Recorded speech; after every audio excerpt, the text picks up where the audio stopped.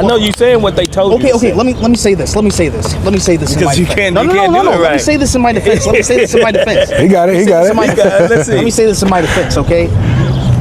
I know it's not Matthew, Mark, Luke, and John because Jesus only got one book. He got one book. It was one book, and Matthew, Mark, Luke, and John is 4 books. So I know the Injil is one book, and Matthew, Mark, Luke, and John are 4 books. So how do you know that the gospel only contains one book? Like, for example, the Jews and Christians, they're called people of the book, right? Right. So that's using book singular. Sure. But do Jews hold to the gospel? Do they hold to the gospel? They don't believe in Jesus. No. Right. They don't believe in Jesus. They reject the gospel. But the Quran still lumps them together as people of the book, even though it's talking about the Torah and the gospel. It's talking about 2 books. So even though Jesus has revealed a book, or the gospel, a book, still within that book can be a collection. You know what I'm saying? Maybe. Just like the Torah. I kind of saying. The Torah is multiple books, but it's called one book. So you're saying because the Jews and Christians are referred to as the people of the book, right? That implies that. I mean, that's kind of your interpretation of what people of the book means, right? Isn't it? Because you're saying that necessarily means that book contains other books. It literally does, because they're Jews and Christians. But you agreed with that earlier.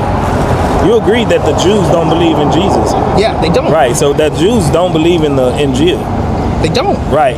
And the Christians, they don't necessarily have to follow the Torah as like how the Jews is, right? Well, maybe. Right. But but your Quran put them together as one singular group of people, but with multiple books. The people of the book. Yeah. One book. It's referring to multiple books as the book, the one book. You see what I mean? Okay. Well, I don't know. Maybe that's just your interpretation of it. Maybe that's you just agree with us? No.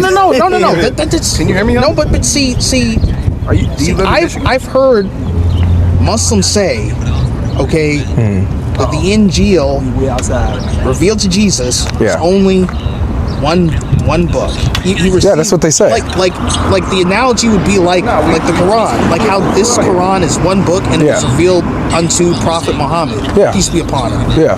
Jesus got the Injil, which was one book, analogous to this book. But how do you know that it's analogous? How do you know it's the same way? It's all good. How do I know it's the same way? Yeah. How do you know that the way that Jesus received the gospel is the same way that Muhammad received the Quran? Couldn't they be completely different ways that they received their revelation? I suppose you're right. It could be. It could be different ways. So saying that, because what we have is a collection of writings like Matthew, Mark, Luke, and John, and you're calling it the gospel, that therefore disqualifies that from being the Injil. That's not a good critique, because the Injil could be a collection of writings. Okay, so let me ask you a question. Yeah. Do you think So you think the Injil is just the 4 Gospels, or the entire New Testament? Correct. Well, that's a good question, because if I'm being charitable with the Quran saying that the Injil is something that was revealed to Jesus or given to Jesus, then if I'm being charitable, I would limit it to Matthew, Mark, Luke, and John, because they wrote the Gospel of Jesus. Literally, Mark's writing literally starts off by saying, this is the beginning of the Injil, or the Gospel of Jesus Christ. So he's claiming to write the Gospel of Jesus, So, I would limit it to those writings, since they are writing the Gospel. You got my phone? Okay. Make sense? Okay. So it would just be Matthew, Mark, Luke, and John. Yeah. That's the Gospel. Yeah, that's the Injil. Yeah. Okay. Make sense? Yeah. I mean, I understand what you're saying. Yeah. I understand what you're saying. Sure. So going on with this point, why this is important, because he's making the point that the Quran is confirming what we have. It's not saying that what we have is a distortion or a corruption. This is a misconception that Muslims have, but it's something that is directly going against what the Quran says. And so if we're going to let the Quran speak, then you have to accept our book. You have to, or else you're going against Allah. Okay, and so Remember all those verses I showed you, what you say? Well, I think you just... No, I'm showing you what the Quran says. I'm not... And if you look, they're telling you something different from what your Quran says. Your Quran doesn't say what they say.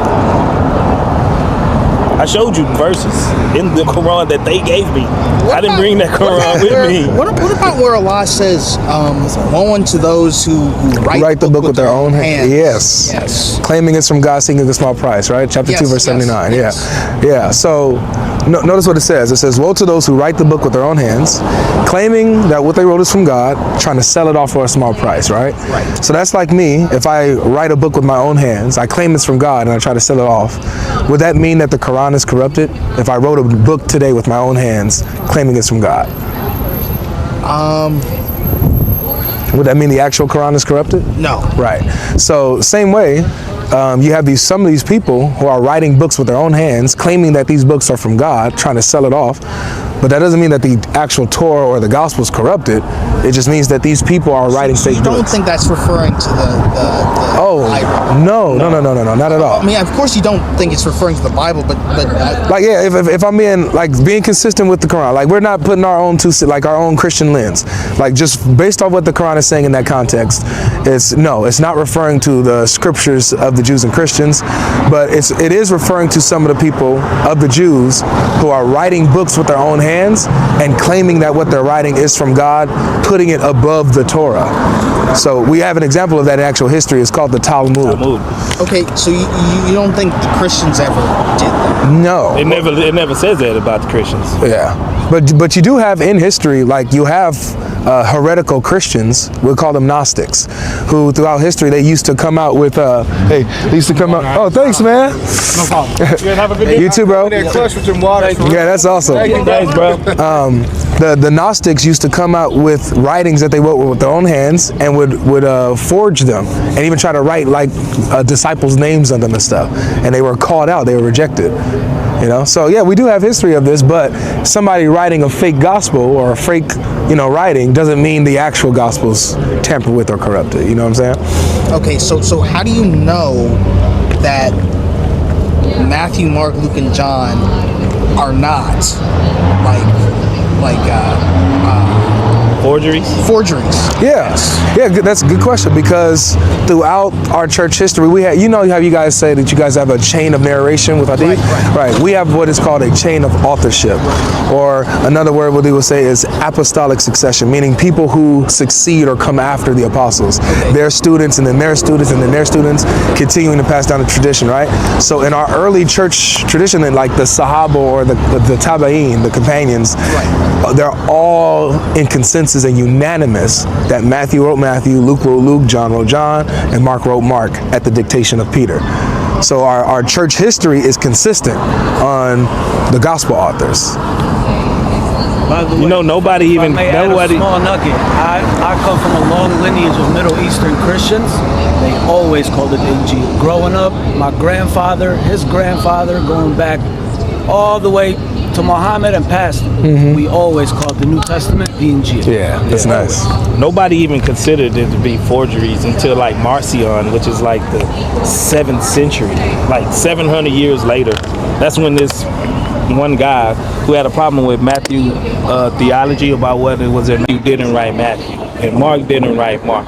But the early church fathers, they totally put him straight and let him know, no, these are the ones that actually wrote these and scribed down these books. It's never been a point that where we didn't know who wrote this Injil, this gospel. I think Marcion was 2nd century.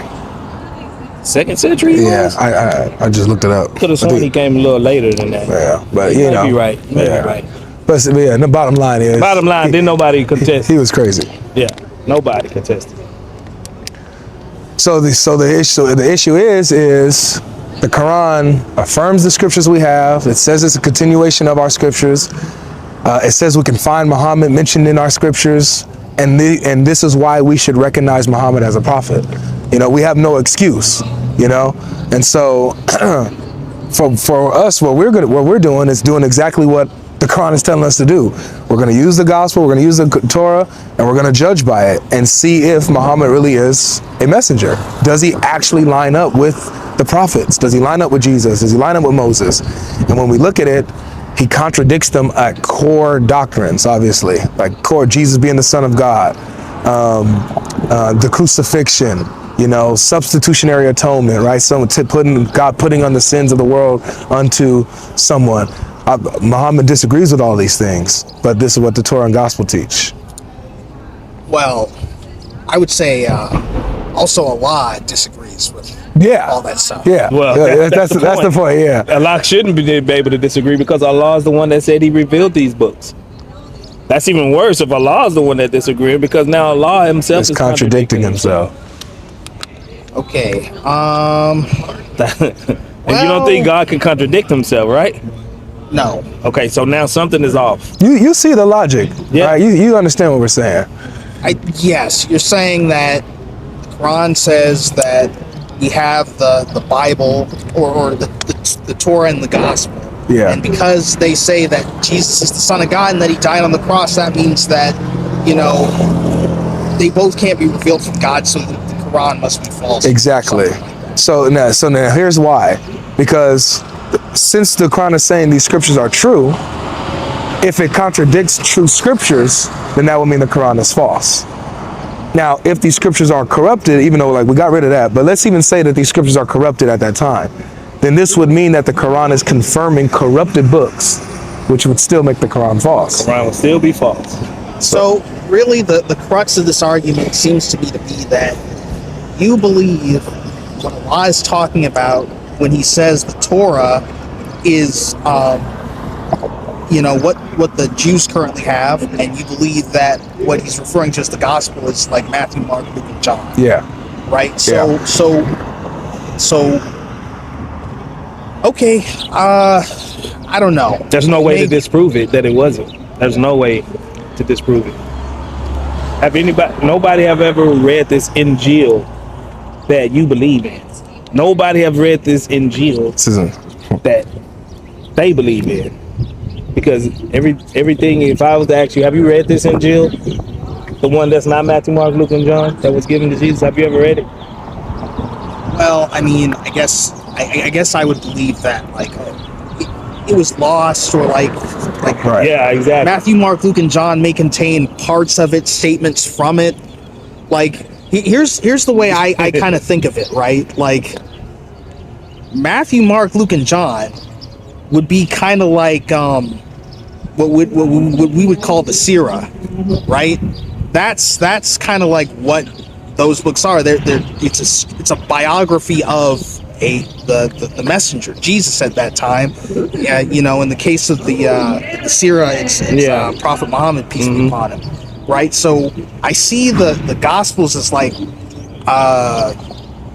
an analogous to the Sirah, right? But how do you know the Injil wasn't that?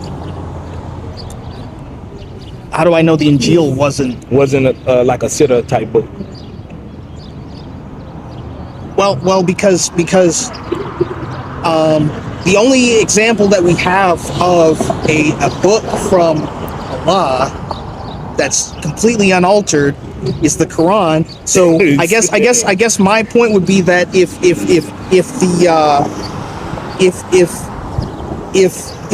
Christians really had the Injil, I'd expect it to look similar to what the Quran is. Yeah, so that makes sense.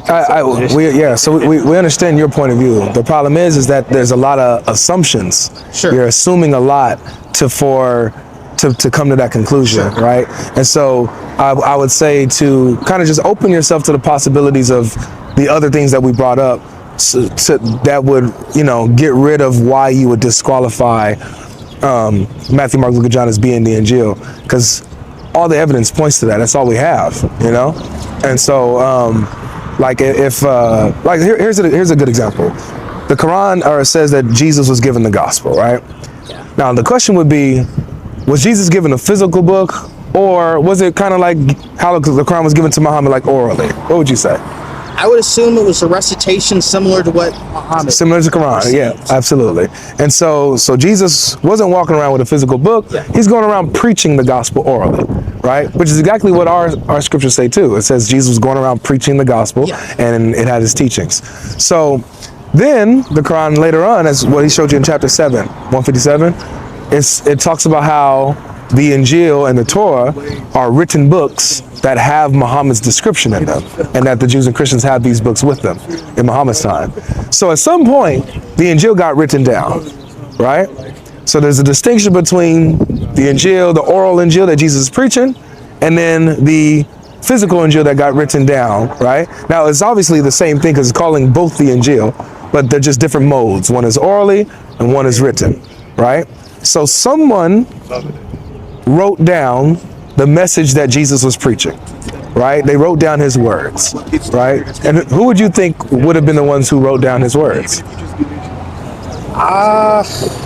do I think would have written down Jesus' words? Yeah, you had to give a guess. Yeah.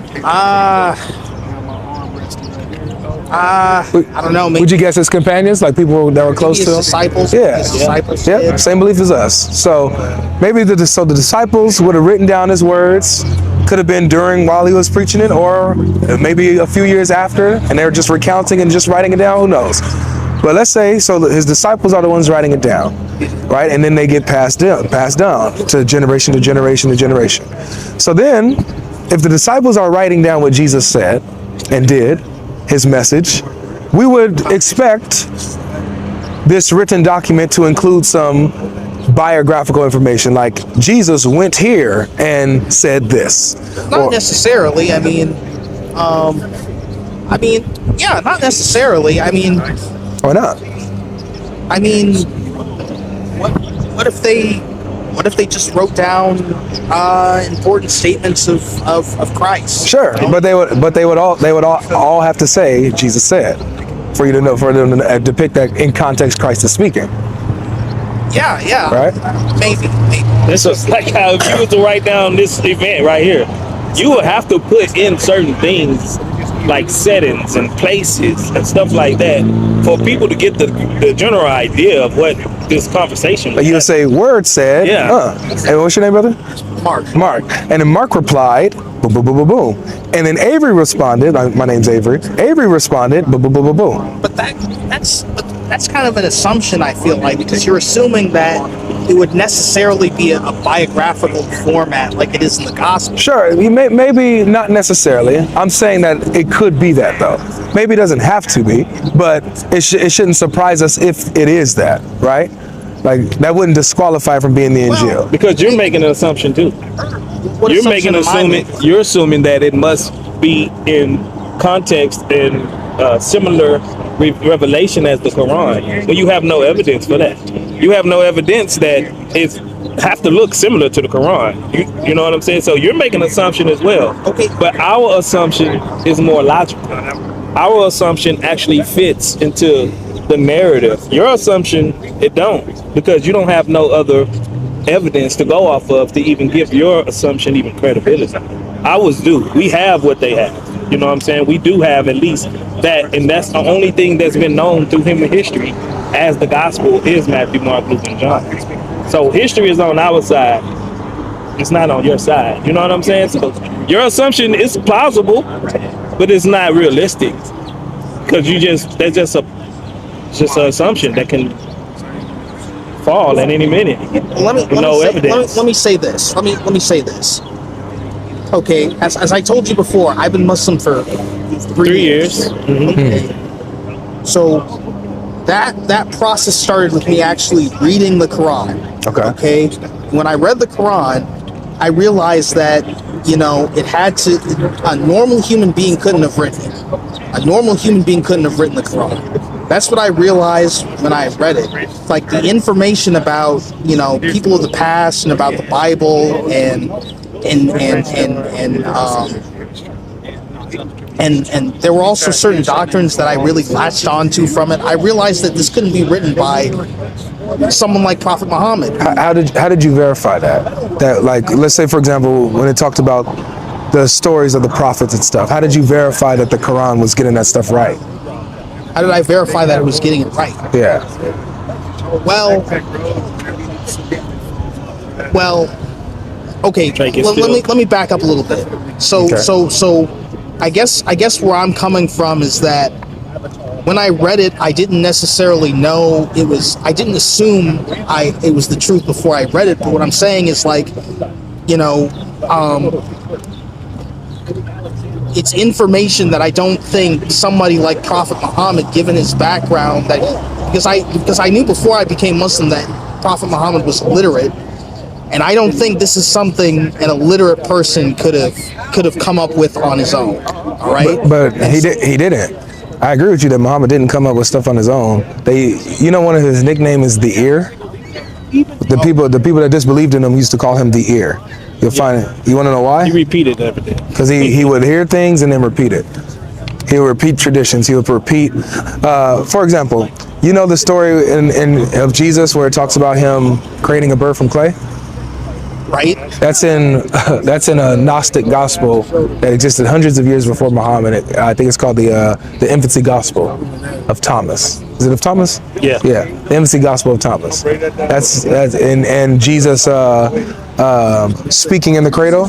That's also in another Gnostic gospel. Okay, so but see, that's the problem. Like, how did he get that information? It's tradition. Did he read the gospel? No, he couldn't read it at all. It's word of mouth. It's word of mouth. Muhammad he worked with caravans and stuff like that. He was a merchant. So you're saying he got all of his information from hearsay? Yes. He do you know who Warwica is? No? Okay, so Warwica was his first wife, Khadijah's I want to say cousin or uncle, one of those. It was a family member of his first wife. Muhammad was very close with Warwica. Warwica was a Gnostic Christian. So the hadith in Bukhari talks about how Warwica used to write down the gospel and translate it into Arabic. So you're saying he heard it from him? I heard a lot of stuff from Warwica. He had a Christian scribe that used to write down stuff for him. He used to communicate with the Jews a lot. There's a hadith that says that the Jews used to recite the Torah in Hebrew and then translate it and explain it in Arabic. There's a hadith that says that, authentic hadith. So you have where Muhammad is in communication with different groups, even pagan groups. He's in communication with them and hearing things, hearing traditions, hearing these stories and fables. There's even a verse in the Quran, bro. There's a couple of them where the people accuse Muhammad. They say these are fables that we heard before. Like, this isn't nothing new. He's just copying what someone is telling him, because these are our fables. And among them there are those who abuse the prophet and said, he is an ear. Said an ear of goodness for you that believe in Allah, believe in the believers, right? And mercy. Said he just repeats everything that he hears. Yeah, but that's what the disbelievers said. Because they're telling stories. He's telling stories that they already know. They already know this stuff. These are traditions that are within their own communities. So they're like, you're not a prophet, dude. You're just repeating stories that are of old that we already know. These are our traditions, So they already knew these. This isn't miraculous revelation to Muhammad. He's repeating stuff. And a lot of stuff he repeats, it's wrong information because they're fables, So that's why it's like, that's why I asked the question, when you're looking at what Muhammad is saying about these people in the past, how are you verifying that the Quran is getting this stuff right? Because if you were to ask me, if I read the Quran, I'm like, oh, this is what he's saying about Moses, Joseph, Jesus, Abraham, Ishmael. He has these stories that he's saying. Let me go double check with the original information, which would be the Torah, to see if this lines up, which it doesn't. Okay, what about like Surah Yusuf? I mean, that lines up pretty well, doesn't it? Not really. So it's actually, Surah Yusuf is really good because, but Surah Yusuf is, I think, chapter 12. That's chapter 12. Yeah, That's chapter 12. Yeah, Eunice is chapter 10. But your question about Joseph, right? Joseph's story. Yeah. So there's even details with Joseph's story that he gets wrong. For example, life. The Joseph story, right? The difference between the Quran and what he says about how Joseph got into slavery. What does the Quran say? Yeah, so on the Joseph story in the Quran, it says that Joseph in the Bible it says Joseph went to go find his brothers. The Quran tells the story where the brothers are actually pre-telling, hey, Israel, Jacob, can you send him out with us tomorrow? And so he tells the story completely backwards, and he tries to foretell the story with the ending already in the presupposition of the beginning of the conversation, while the Bible tells the story completely different. The brothers pull Joseph out of the pit, and the Quran, a water boy, pulls him out of the pit. And there's a bunch of other details too. I don't want to overwhelm you, but those are just two. Yeah. So which story backwards, and it's important because Joseph's how he got out of the pit is what propels the rest of his story. How he got to Egypt as a slave, and all of that. So those are not just minute details we could just ignore. These are really important. So Muhammad's retelling these stories because he's hearing these traditions, but he's telling them wrong. And how do we know that he's wrong? Because we have the original source to look at. We have the Torah. If I give him one easier one to understand, because that one's a little bit more complex. In Luke 1, do you remember the story of Zechariah? Yeah. Okay, so Zechariah couldn't speak for the entire term of the pregnancy. In your Quran, it says 3 nights. That's the clearest retelling of a story that's wrong. That's like you saying you talked to GodLogic today and he had a red shirt on and orange shorts. That's just completely wrong. It's easy to know. Okay, how do you mess up on that detail if you're hearing from God? So you gotta investigate it, just gotta look into it. I ain't trying to overwhelm. I don't know, man. I don't know. I still believe in the Quran, though. So yeah, I still do, because I'm not convinced that he could have just heard all this stuff and just put it all together. Like, it seems like he. 80% of the Quran I'm has been still not retold. convinced of that. So what is it about the Quran? Like, let's get to the meat of why you believe it. Then, what would you say is the crux of the matter of what convinces you that Islam is the truth, that the Quran is the truth? What is it? Well, let me say this. Okay. What started me looking into the Quran was this experience I had. I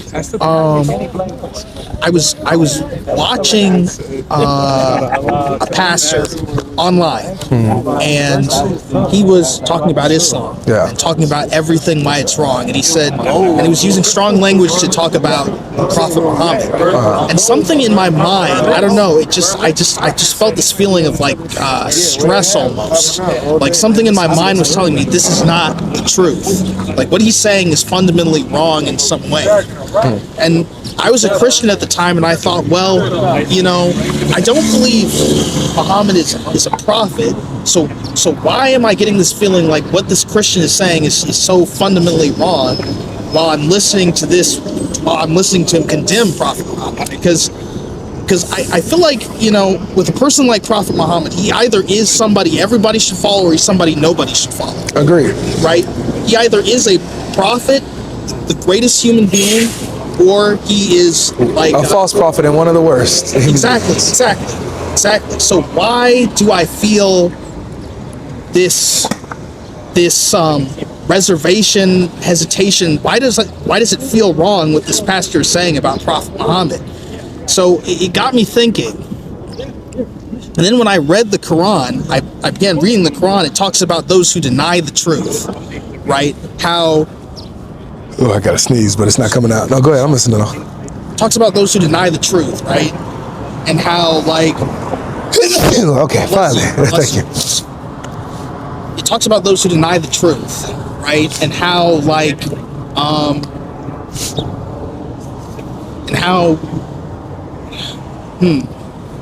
Actually, let's look at it. In Surah Al-Baqarah.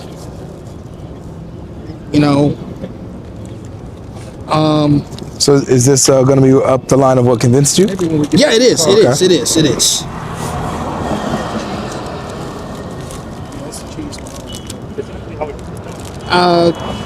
Actually, maybe I can't find the verse, but the point is, it talks about how, Allah has set a seal on their eyes and on their ears and on their hearing and on their hearts, and that's why they don't believe. That's why they feel compelled to deny the truth. Yeah. And I thought to myself, maybe this is what I'm doing with Prophet Muhammad. Maybe that's why I'm assuming that he's not a prophet, because I have this seal over my heart and over my eyes. And maybe this feeling that I'm having, I should trust it.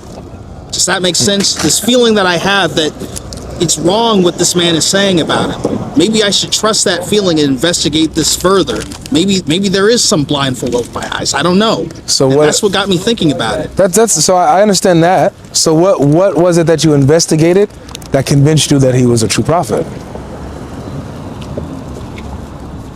Because I understand the build-up. I understand, I have some reservation of what this guy is saying about him.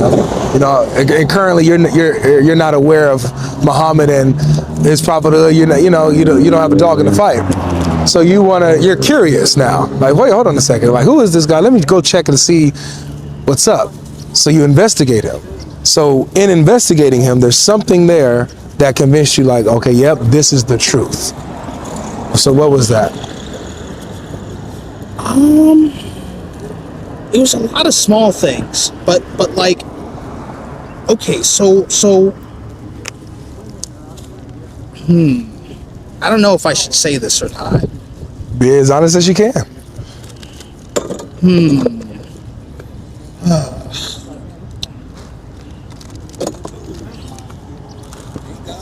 Because I want to understand you as best I can.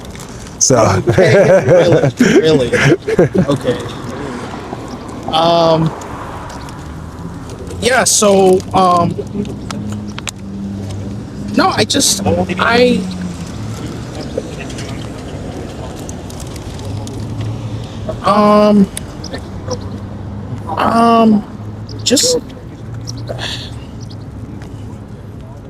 Was it prophecies? Was it consistency? Was it, what was it? Did you have a dream? No, it wasn't really any of that stuff. It was just a lot of little things. I think maybe what needs to happen is that we just need to just try and read the Quran with an unbiased lens. So I've done that. Oh, you have? You've read the whole thing? Whole thing, bro. I read the whole thing. That's why I encourage people to read the Quran, to be educated on it. What did you think about when Allah talks about his signs, right? Like where it talks about like birds as a sign, or like Bible says the same weather thing. patterns as a sign. Bible says the same thing. The Bible says the same thing about birds? It says all of creation speaks to the glory of God. Okay, no, but I mean like specifically about birds, like as a sign for those who believe. You know what I mean? I found that very interesting when I read the Quran. Like, why is that a sign for those who believe? And, it's just, I'm afraid of how much I should say, but like, no, I mean, it's things like that, or like where, or like even the verse that I was talking about before, like, Brother, the Bible says that when you look at creation, it all speaks to the glory and the existence of God, and that how we can see his nature and his character through creation by what he's created. So all of creation are signs that point to God. That's what Romans chapter 1 teaches. So I understand what you're saying. Like I understand what the Quran is saying. Like when you have it talks about like do they not see the heavens and the earth and the stars and the design of them? Believing in Allah and stuff like that. So yeah, but how do you know like that's not what's going to convince you that okay, yeah, but Muhammad is the true prophet, or that this Quran is the true word of God, because multiple religious books say the same thing. Right. Well, maybe I'm not explaining myself as best as I could. Okay. But I mean, and again, I could be totally honest, but like, okay, here's another experience that I had that got me started to think about Islam, right? So maybe I shouldn't share that. But I just want you to be honest with what convinced you. If it's just reading the Quran and how the Quran talks about God, is that what convinced you? Yeah. It's like I was convinced by like things about, well, the signs of Allah, like it's talking about like people of different races as signs, the alternation of day and night as a sign, Okay. the alternation of clouds, of winds, talking about birds as a sign, Yeah. things of this nature. Like, So would you agree that, because I can agree with you that all of those things are signs, because both our scriptures say that. Would you agree that that alone doesn't demonstrate that the Quran is from God? But like, because there's multiple books that are saying this. well, I mean, because I didn't necessarily want to say this at the beginning, but I've actually read the entire Bible.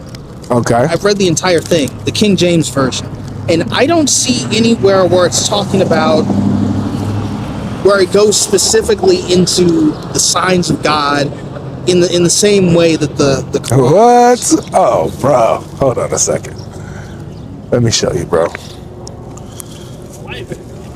Have you read the book of Job? Yeah, I've read the book of Job. You read the book of Job, and you're telling me you haven't seen God go into details on the signs that point to him? Hold on, man.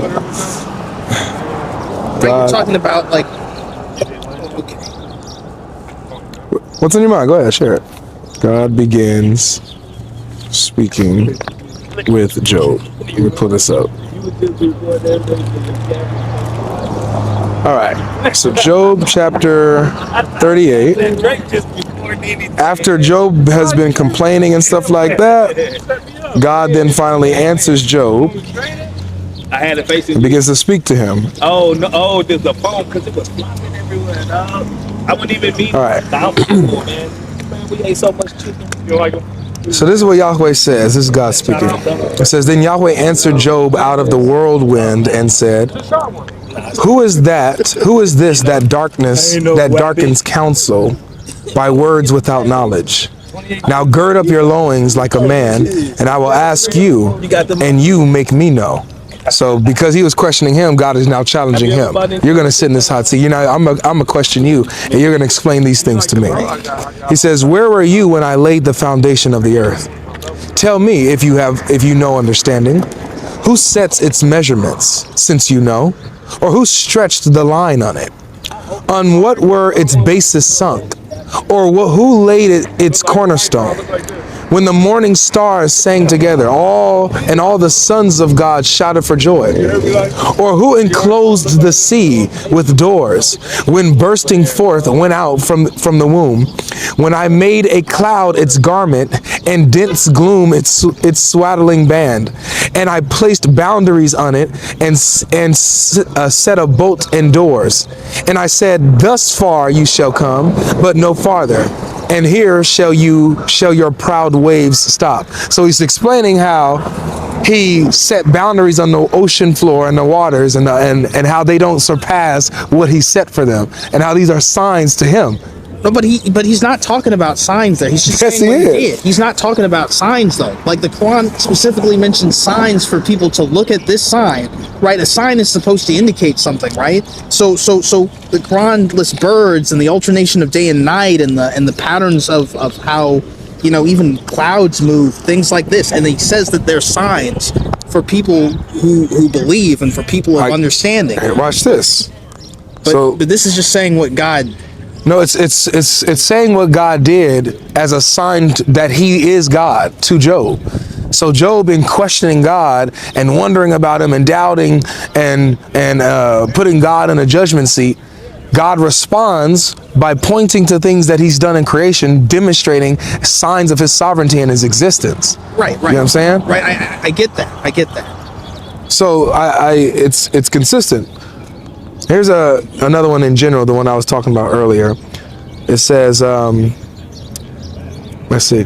For the wrath of God is revealed from heaven against all ungodliness and unrighteousness of men, who suppress the truth in unrighteousness, because that which is known about God is evident within them, for God made it evident to them.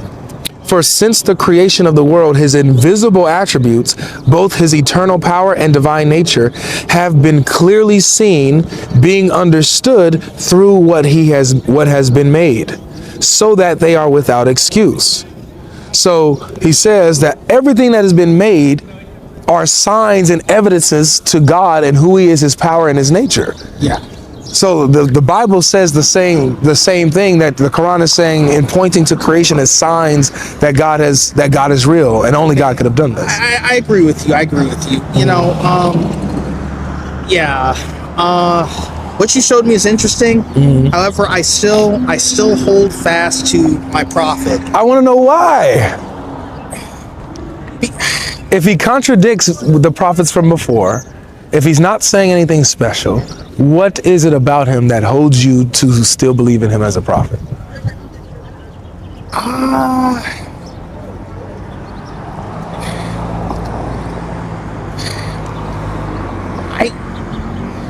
You don't know? I know, but I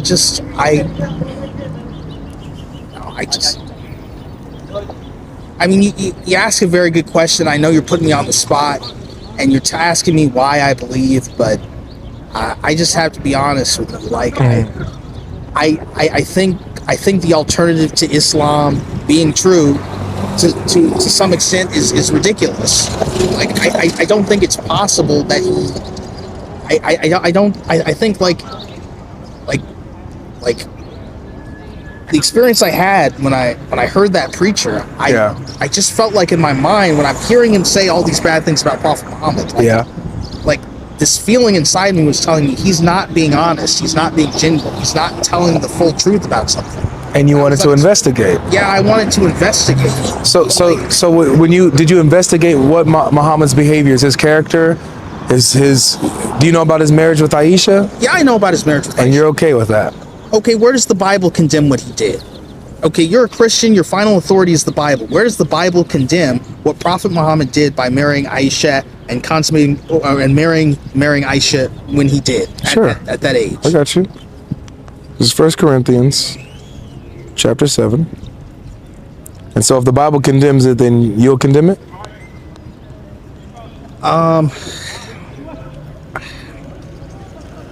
Let's just see what the Bible has to say. Okay,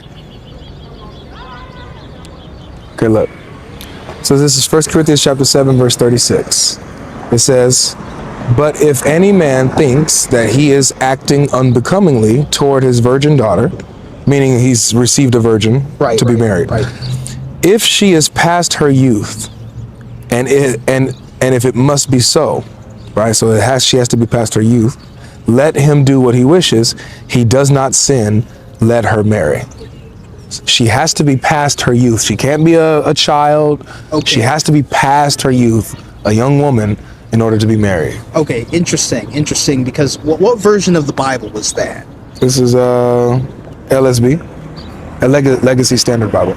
Yeah, because I was thinking more along the lines, along the lines of the King James. Because when I read in the King James, what it says is the flower of her age. Yeah, same thing. She has to be past her youth or the flower of her youth. In other words, she had to have reached puberty, right? Oh, it's not just puberty. The flower of her age. That's what it's referring to. Like flowers, isn't that? She's grown. Isn't that what the flower of your age is referring to? Puberty. It's not just puberty, but growth, like maturity. So she has to have reached. She has to be past the flower of her youth or her age, meaning she's not a child anymore. She's a young woman. Once she and that's a case by case basis, obviously, but once she is a young woman, then she is able to be married off. You'll see this throughout the scriptures. Like, for example, Jesus calls a 12-year-old a little girl. Her name was Tabitha that he healed. She was 12 years old. He said she's a little girl. So obviously, no, So she has to be a young woman. Yeah, the way that I was taught it in church, he said like the flower of her age.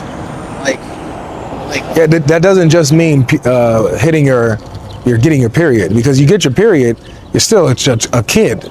There's 8-year-olds that have gotten their periods before, That was actually going to be my point, right? Like Yeah. he waited until she had reached puberty before he consummated the marriage. So she had reached the flower of her age when he was No, when he brother. was with her. No, brother. So two things. Number one, flower of your age doesn't mean, oh, you started to bleed, so therefore you can breed now. Because, like we said, an 8-year-old can get her period. That doesn't mean she's past the flower of her age. Would you agree? She's still a child, right? Well, I mean, by the way, you're using the term flower of rage to mean, okay, so You would agree that a girl who gets a period at 8 is still a child, right? I would agree she's still a child, but she is past the flower of her age. Okay. So you don't have a problem with a man having relations with, let's say, an 8-year-old who has had her period? Look, here's the thing about that, right? I believe God is the one who told Prophet Muhammad to marry Aisha at that age. Okay, I believe God is the one who did that, Yeah. who orchestrated that. And, you know, I think it is strange to us, but I believe that's what God said. So that's what goes. I got you. I think that you're gonna. I just want to let you think about this, brother. Sure. If there is something that claims to be God and commands something and permits something that is as evil and disgusting as child abuse, it is upon us to be able to use our discernment to say that's not of God.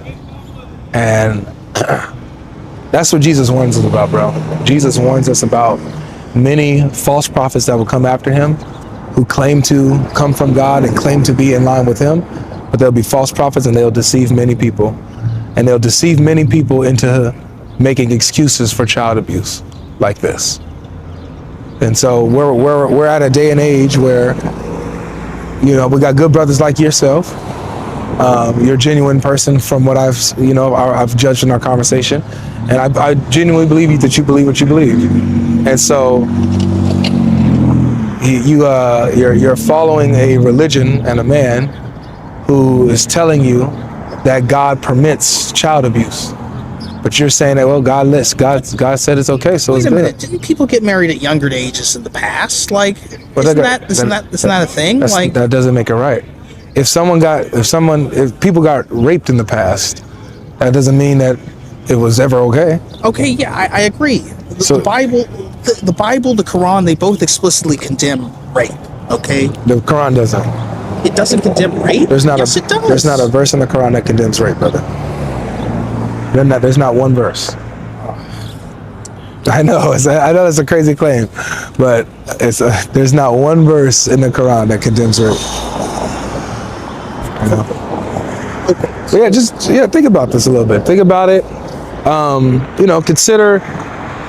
You said you investigated Muhammad, right? And so, what I want you to do going forward from here, I would encourage you to investigate what we brought today. Okay. And if you're genuine about truth, and you're genuine about